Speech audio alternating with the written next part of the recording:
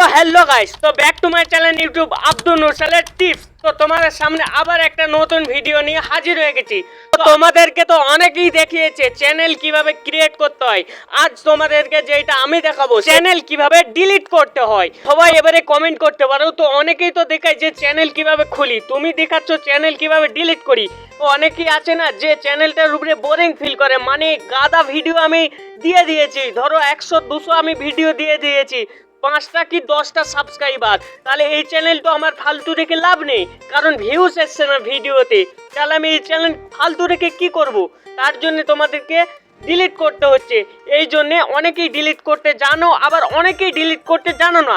যারা ডিলিট করতে জানো না তারা এবার কি করছো যে আমি ডিলিট করব কিভাবে চ্যানেলটা, তো তার জন্য আজ আমার এই ভিডিওটা। তো তোমরা ভিডিওটা স্কিপ না করে পুরো দেখতে থাকো, তোমাদেরকে ডিটেলসে আমি বুঝিয়ে দেবো যে চ্যানেল কিভাবে ডিলিট করতে হয়। তো চলো ভিডিওটা শুরু করা যাক। সবচেয়ে প্রথম তোমাদেরকে ইউটিউবটা ওপেন করে নিতে হবে। ইউটিউবটা ওপেন করার পর নিচয় যে তোমার লোগোটা দেখতে পাচ্ছ সেই লোগোটার উপরে ট্যাপ করতে হবে। তোমার গুগল অ্যাকাউন্টে ক্লিক করতে হবে, তোমার সাইডে ডেটাতে ক্লিক করতে হবে। ডেটায় ক্লিক করার পর নিচের দিকে চলে আসবো। নিচের দিকে আসার পর এখানে লেখা আছে ডিলিট ইওর গুগল অ্যাকাউন্ট, তো এখানে ক্লিক করে দিলাম। এখানে ক্লিক করার পর তোমার সামনে এরকম ঘুরতে থাকবে। তো ঘুরতে ঘুরতে আমার কিন্তু হয়ে গেছে।